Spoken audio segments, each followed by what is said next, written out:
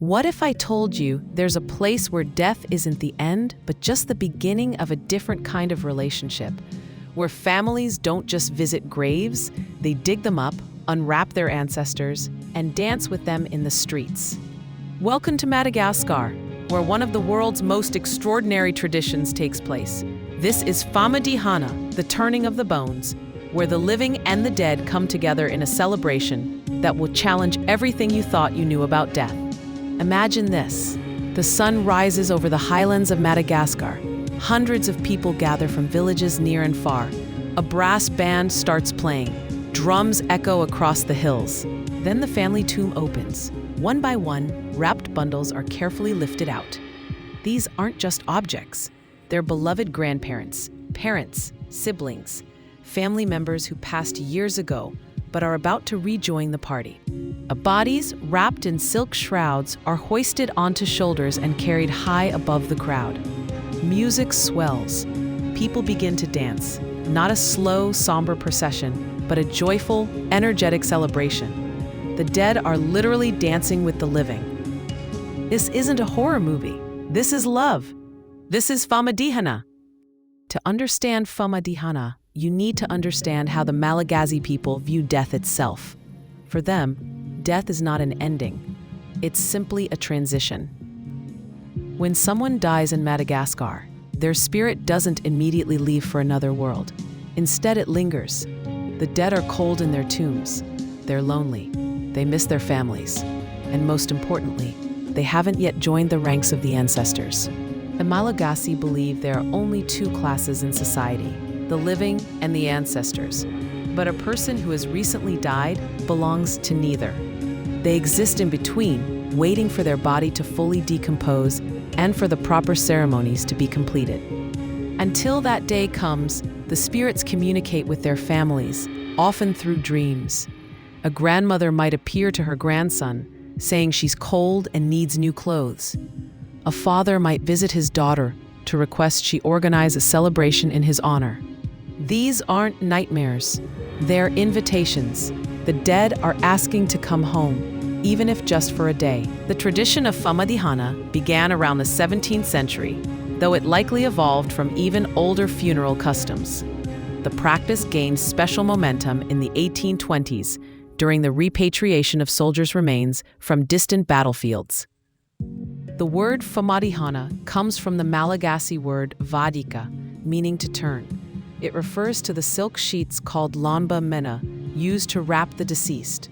The ceremony is literally about turning these wrappings, giving the dead fresh clothes and renewed honor. The event only happens every 5 to 7 years. Families consult a traditional astrologer who reads the zodiac to determine the most auspicious date. When the spirits are ready and the stars align, preparations begin months in advance. Planning a famadihana requires tremendous coordination and expense. The night before the ceremony, family members gather. Men slaughter animals and prepare vast quantities of meat. Women prepare traditional dishes. Everyone contributes. Extended family members travel from across the country, sometimes walking for days to attend. Missing your family's famadihana is considered a grave insult. You risk being denied a place in the family tomb when your own time comes. Guests arrive bearing gifts of money and rice. These contributions are carefully recorded. When these guests eventually hold their own famadihana, they will be repaid in kind. It's a beautiful system of mutual support. The costs are staggering. Fine silk shrouds can be incredibly expensive. Feeding hundreds of guests requires enormous amounts of food. Live bands must be hired. The tomb might need repairs. For poor families, saving for a famadihana can take years or even decades. But they do it because this tradition matters more than anything material. The ancestors deserve the best. When the day finally arrives, the tomb is opened as the sun climbs higher. Family members enter carefully and begin removing the wrapped bodies. Each ancestor is identified, their name called out, so everyone knows who has returned. The wrapped bodies are placed on reed mats outside the tomb. The old, weathered shrouds are gently removed. Families can see the state of decomposition. a sign of how close their loved one is to becoming a true ancestor. Before the new silk wrappings go on, families place personal items inside. For a man, it might be cigarettes or bottles of his favorite rum. For a woman, perhaps perfume or lipstick. For children, candy and toys. And comes the most sacred part. As fresh silk is wound around each body, family members tell stories. They share news and updates. Grandchildren who were born since the last famadihana are introduced to ancestors they never met in life. Blessings are requested. Once everyone is rewrapped, the real celebration begins. The brass band kicks into high gear. Traditional malagasy music mixes with international songs. The mood shifts from solemn to ecstatic. Family members lift the silk-wrapped bodies onto their shoulders and hoist them high above the crowd. What happens next is unlike anything else on earth. They dance, not gently, but with energy and joy. The bodies are carried through the crowd in a procession that circles the tomb 7 times. People laugh, they sing, they shout. Bottles of rum are passed around freely. This isn't morbid, this is pure celebration. The dead are experiencing life again. They feel the warmth of the sun. They hear the music and laughter of their descendants. They are surrounded by love. For these precious hours, the boundary between life and death dissolves completely. As one historian describes it, meeting the ancestors again is a moment of happiness and joy. Sadness is not allowed. As the sun begins to set, the time comes to say goodbye once more. The bodies must be returned before sunset. Families carry their ancestors back to the tomb. The bodies are placed upside down inside the crypt, symbolizing the closing of the cycle of life and death. Along with the bodies go offerings, money, alcohol, and food, so the ancestors will have everything they need. Then the tomb is sealed. The moment the heavy stone door closes, the atmosphere changes. What was joyful becomes poignant. People linger, touching the tomb's exterior, saying quiet prayers and final farewells. The dead will rest now for another 5 to 7 years, comfortable in their new wrappings, surrounded by gifts, and warmed by the memory of this incredible celebration. Famadihana carries significance that goes far beyond the ceremony itself. In a society divided by class and wealth, this tradition erases all boundaries. Rich and poor families participate equally. Everyone dances together. It's also a powerful statement about memory. Ancestors remain vital members of the family. Their names are spoken. Their stories are told. New generations learn about people who died long before they were born. The tradition reinforces community bonds. When hundreds of people travel days on foot to attend, they're saying family matters above all else. When communities contribute money and rice, they're building networks of support that last lifetimes. And perhaps most profoundly, famadihana represents a fundamentally different relationship with death. The dead aren't gone, they're transformed. They become sources of blessing rather than sources of grief. However, famadihana faces serious challenges today. The most obvious is cost.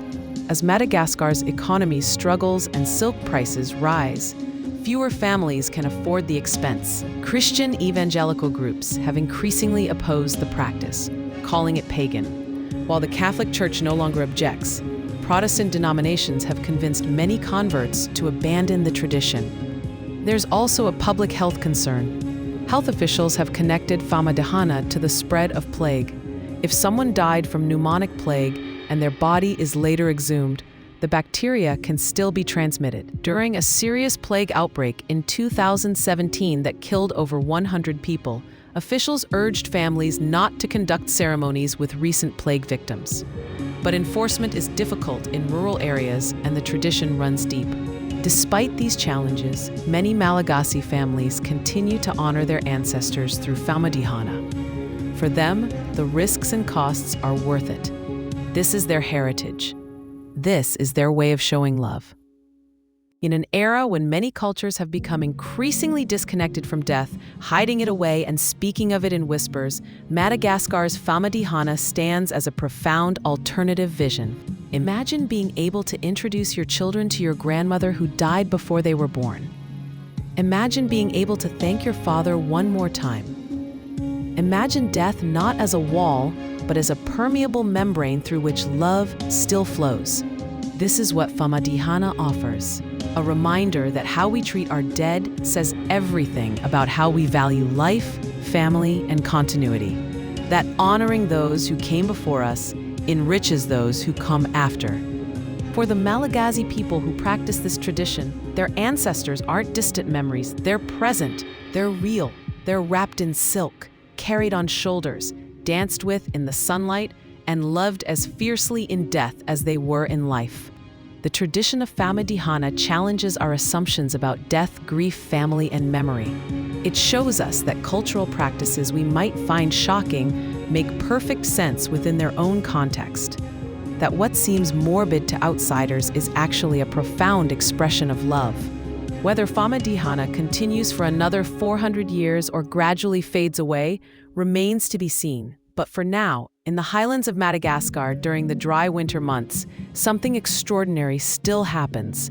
Tombs open, bodies emerge, music plays, people dance, the dead and living reunite in celebration. And for a few precious hours, death loses its finality. The past embraces the present. Ancestors bless their descendants, and love proves stronger than the grave. What do you think about this incredible tradition? Could you imagine celebrating your ancestors this way? Let me know your thoughts in the comments below. And if you want to explore more fascinating cultural traditions from around the world, don't forget to like and subscribe.